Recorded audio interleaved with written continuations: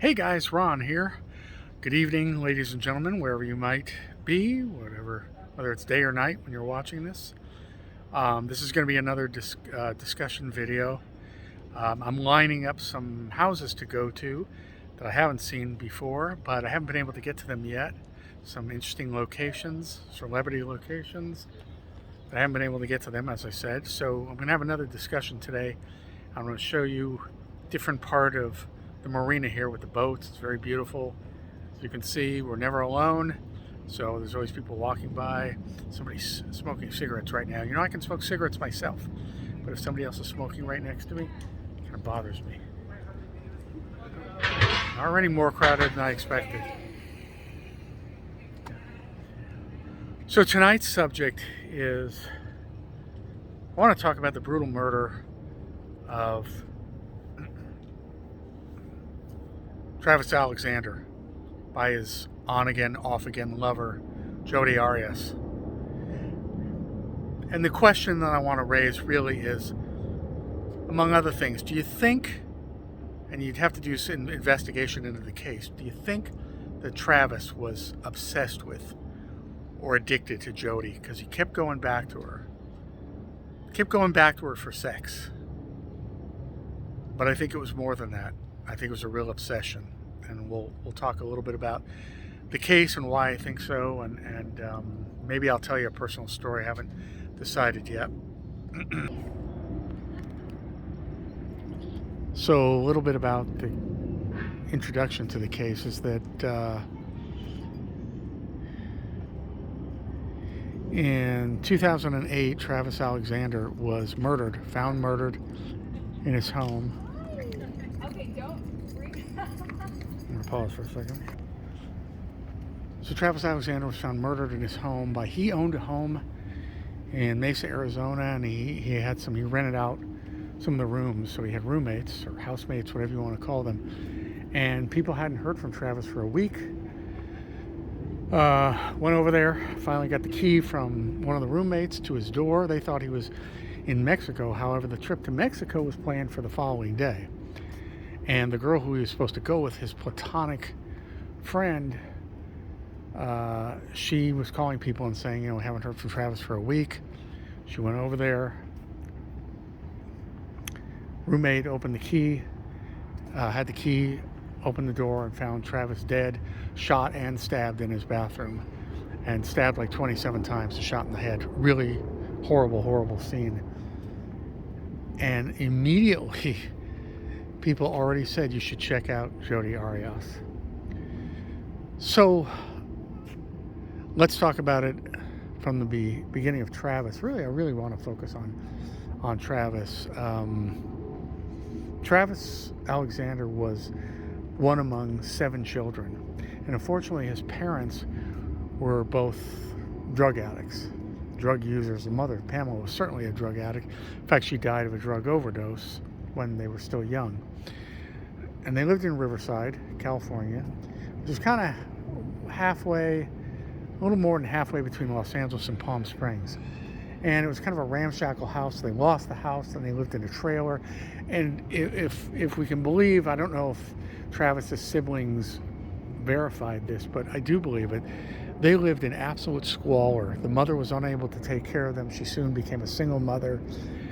She was unable to take care of the kids. They had to fend for themselves. They were dirty. They weren't bathed.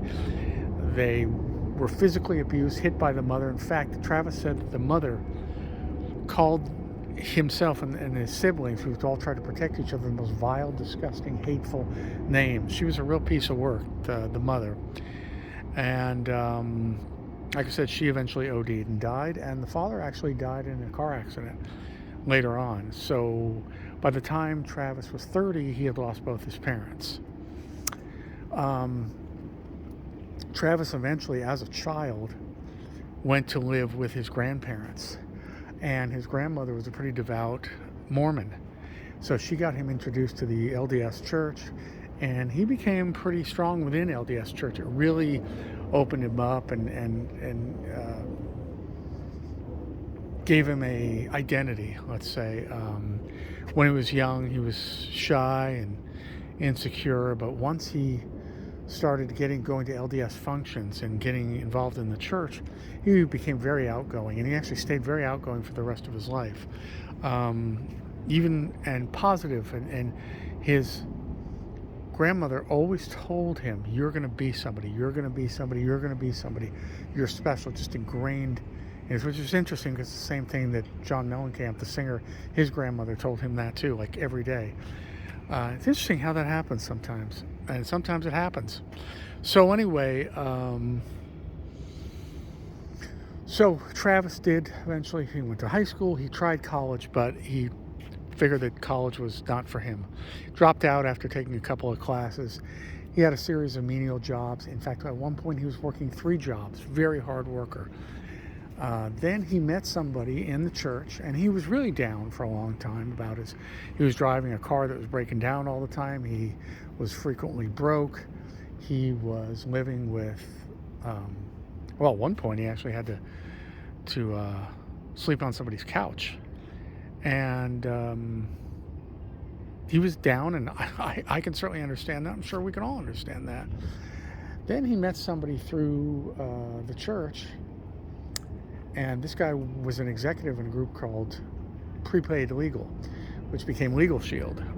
And this company sold legal insurance. And he got Travis involved. And Travis, I think, in his first day, sold 3 policies. And he was hooked.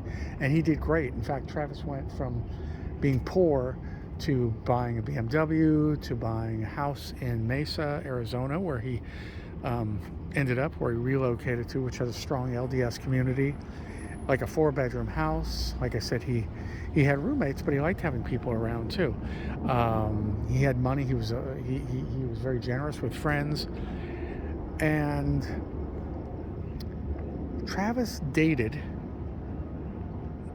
People liked his personality, but he never seemed to find that strong bit of romance, even by the time he was 30 years old. And by the time he was 30, he was a motivational speaker. He was still involved with Prepaid Legal, and by the time he was, let's say, 29, and he had never let me stop myself for a second.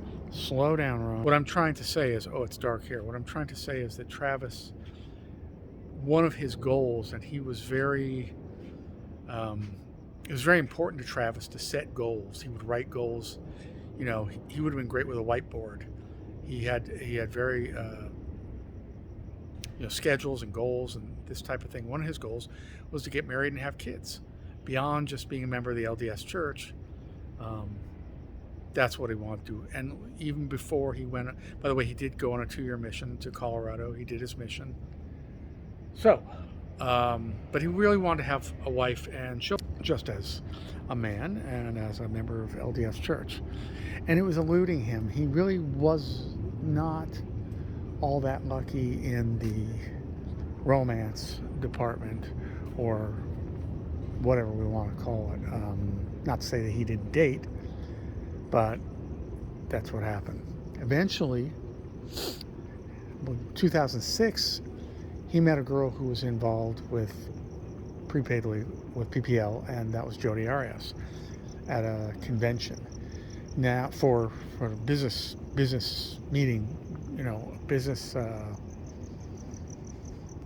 tree. Everyone well, I used to do this myself, and I can't think of the name now. It was like not a retreat, but a group of. I'm not even sure. I think it was in Las Vegas, but it was for PPL, and people from all over the country who worked for this company came together and met. And one of them, when Jodi met Travis, and Travis liked her the minute he saw her. He was very attracted to her. Supposedly she was attracted to him, although she told him, even though they spent that whole night talking, and I don't think anything else happened other than hanging out and talking, but she told him she had a boyfriend. She did. Actually, she had a boyfriend of 4 years at that period, a guy older than her, and they lived in Palm Desert, in the Coachella Valley, actually where I was from, the Coachella Valley. Palm Desert is like 10 miles east of Palm Springs. So I believe she was working in a restaurant there. Jodi Arias had a troubled background as well. Listen to those birds across the street. Can you hear those? In those trees? Pretty wild, huh? A lot of apartments. So anyway, Jodi and Travis meet and eventually start dating. And Travis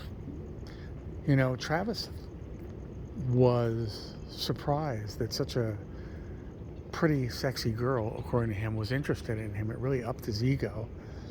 And they did start dating.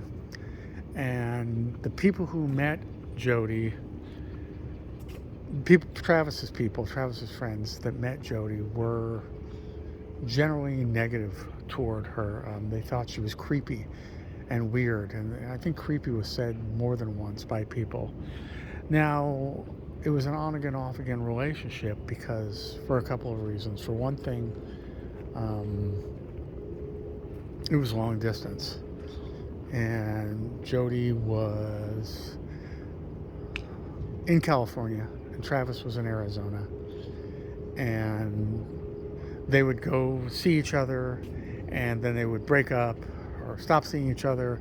And then at one point, Jodi moved to Eureka, California, in with her grandparents, which was a really bad decision because that's where she stole her grandfather's gun, eventually used to kill Travis. So I guess the question is that Travis would do things with Jodi, including, what am I saying here? I'm saying that Travis really, really liked having sex with Jodi, and Jodi was, by some accounts, said, a very sexual person herself and someone who really wanted to please Travis, and probably saw Travis as a great future husband for her, because at that point, like I said, he had the material things. He had the BMW, he had the house, he was this hardworking entrepreneurial young guy, a few years older than her, and I'm sure she saw him as a great catch. And the fact that she seemed to have this wild attitude and kept pursuing him, I'm sure it was very intoxicating for Travis. But it certainly, he was not exactly following what he was supposed to do as a Mormon. In fact, Jodi taped some of the, this was, 2007, 2008, so I guess it's before pre-texting, but she taped some of the sexual themed phone calls that they had, and probably to embarrass him, probably to hold his leverage over him later, to embarrass him with LDS Church. But nonetheless, they're very sexual, and apparently, Travis was like I say, on a plus, young, hardworking, entrepreneurial, friendly, outgoing guy, looking for love, looking for marriage, looking for kids. But there was, I don't know if we want to call it a dark side, or he was just a young guy who really, really was excited about sowing his wild oats, even though he was a member of LDS Church.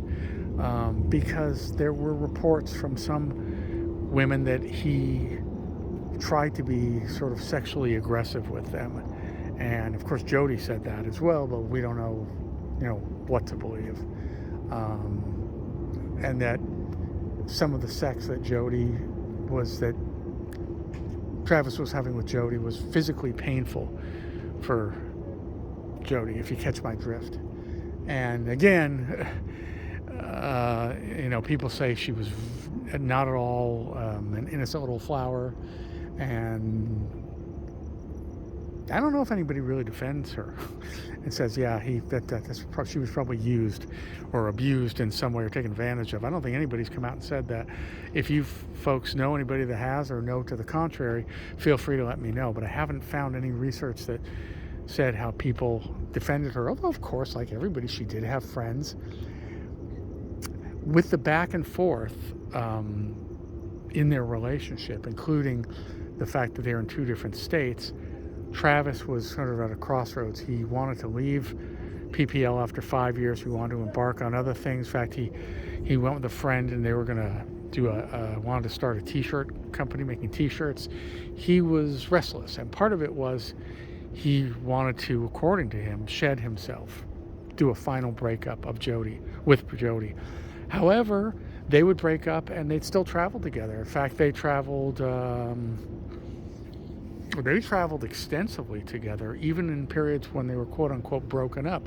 Travis kept letting her come back in his life, or he kept pursuing her, or both. I think it was probably a question of both.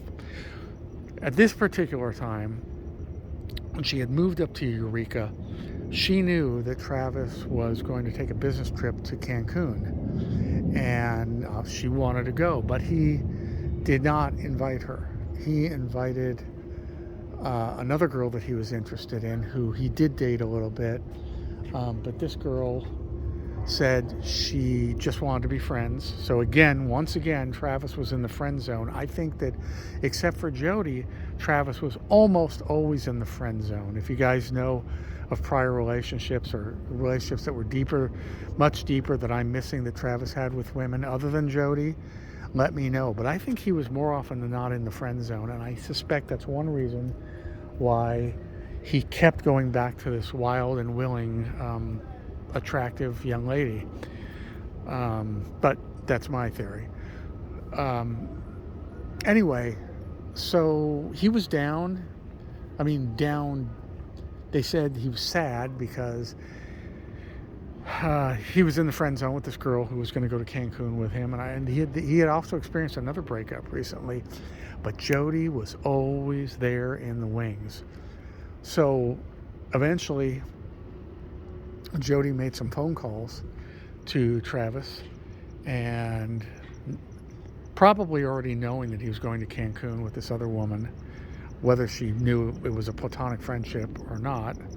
I'm sure Travis probably hoped that maybe on the trip something would happen. I'm imagining he did, and who knows what Jodi knew or Jodi thought. But Jodi called him several times. There's a record of about 4 phone calls, and these are phone calls at 1, 2, 3, 4 in the morning, and Travis was taking them, at least one of them. They were 10 minutes, 7 minutes. And then Jodi showed up at Travis's place unannounced. And not only did he have sex with her, but he allowed her. She had a camera. She took a bunch of photos. She actually left nude photos of herself on his bed after his death, or maybe she left them before, but they were still there. She took photos of him in the shower. In fact, I believe the last photo of him was him in the shower staring right into her camera lens. I've seen the photo in a book, and it's pretty chilling, actually. And I would imagine after his shower, she stepped into the bathroom, probably right after he took that photo, slit his throat from ear to ear, and shot him. Now, she said it was, self-defense. Well, she changed the story many times. First, it was someone came in the house and robbed them, and somebody else did it. And, oh, by the way, they found her camera, I believe, in the laundry, actually in the washing machine or somewhere bizarre. And then she said later that it was self-defense, that Travis was physically attacking her, and he had a gun, and if she grabbed it, of course, that gun was stolen, we know, from her grandfather's house where she was living. So she changed her story many times. And she also tried to impugn Travis's character by saying that he, like I said, that he wanted rough sex all the time, and he was abusive, and that she said he liked little boys and little girls. That was probably the worst thing she said. They searched Travis's computers. There was no sign of child pornography. So that's a dubious claim that I don't know if anyone believes that. But nonetheless, the odd thing is that, like I said, I believe it was the next day that Travis was scheduled to go with his female friend to Cancun, and that's what started.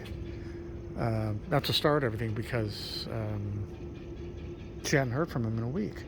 And that's what started his friends saying, gathering other people to go over to the house, and then obviously catch up with the roommate. The roommate thought he was already in Mexico, and then for the roommate to enter the bedroom of the residence and then find him there.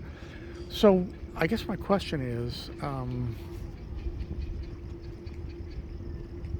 do you think that the allure of easy sex with this woman he was clearly attracted to, this quote-unquote bad girl, is what kept drawing Travis to his eventual killer, to Jodi?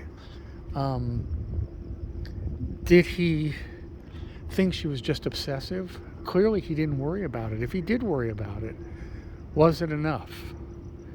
Did he worry? Was he of sound mind to worry about enough? Because clearly,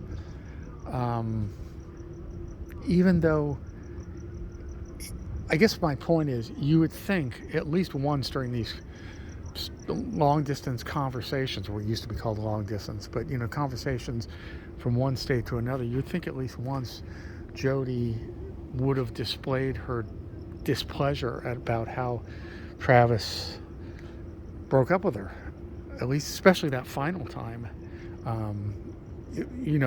And who knows if she said, "You've used me, I love you, please don't do this, I can't be without you." Who knows? But I'm sure that when she showed up at Travis's house unannounced, by the way, she had it all planned out. Obviously she took the gun, but she had a rental car from Northern California, excuse me, all the way, Redding, I think, all the way down to Utah. Carried gas cans with her so she wouldn't have to fill up in Utah. And not only that, she saw another guy in Utah. She went to a PPL event. She was already involved with her seeing another guy named Ryan, and he claims she saw him this was the day after the murder. She saw him, they made out. He was frightened. Eventually he got a bad vibe from her. I mean, that's what he said at the trial. But she was already sort of involved with another guy. So clearly her obsession with Travis and her feelings of betrayal didn't stop her from getting involved. I think this is a highly toxic relationship, obviously, to say the least. I know that doesn't need to be said. But I think that either Travis was in denial about the possible violent side of Jodi, or he didn't know, and he was so excited by her that he disregarded it. And if she'd come by, he'd sleep with her, and he probably, I shouldn't say probably, and probably thought, well, she lives 3 states away, this is great, a little booty call, and then she goes away, and then maybe he'd see her again in a couple months while he was looking for the one. That's what I think it was. Yeah. Because I was involved with somebody once, in and out of my life for literally 10 years, who was, the reason I say it is because Jodi was assessed to be by a psychiatrist when she was going to trial as a borderline personality. And, it fits. Unable to deal with abandonment, violent, a streak towards violence, mood swings, and it all fits. And I was involved with somebody for 10 years in and out of my life who was a very, very shady person, a very person who made me so nervous and uneasy. Yet, even once, I actually broke up with her twice, and we were living together both times. I actually made her leave our residence, kicked her out, for lack of a better term, twice. But I kept getting phone calls from her and accepting them, mostly. I would see her kind of on the sly many, many times. Nobody knew we were seeing each other. And that was very exciting to me. And it was bad. It was really, what did that say about me and my mental state through those years? And I actually between the first breakup and the reconciliation with the second breakup. She even got married before we got together the second time.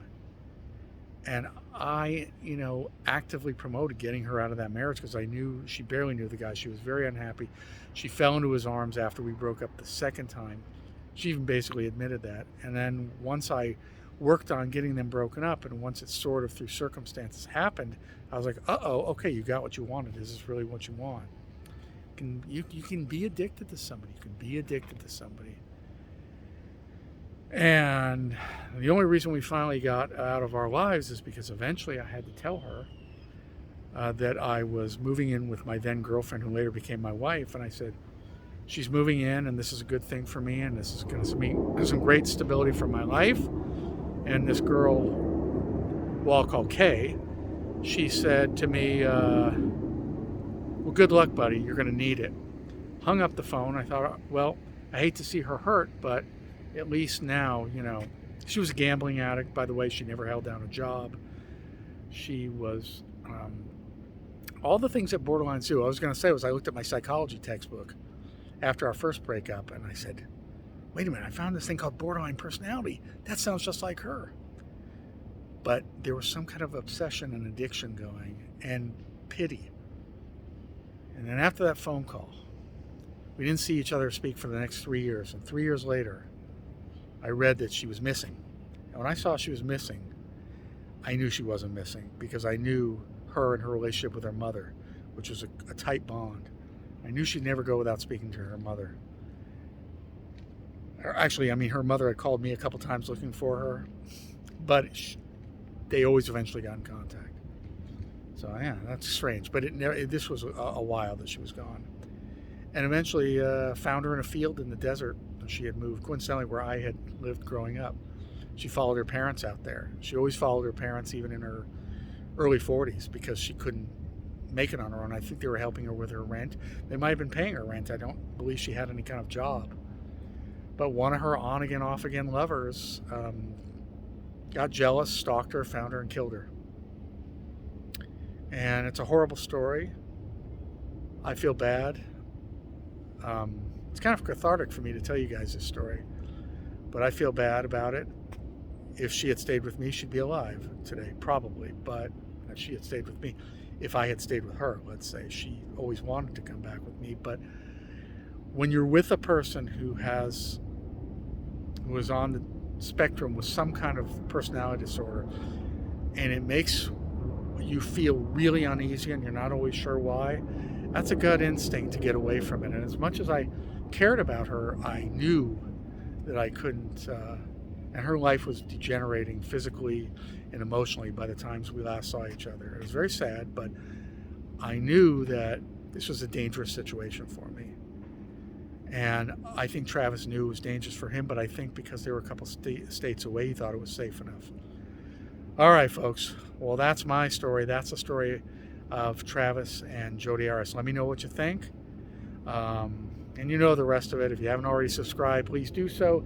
Hit the little bell icon so you know when I post. And please give me likes. I really appreciate it, folks. Ooh, this was an emotional one for me. So I will see you guys, or I will speak to you, ladies and gentlemen, when I'm at my next location. All right, guys. Bye-bye. Thank you.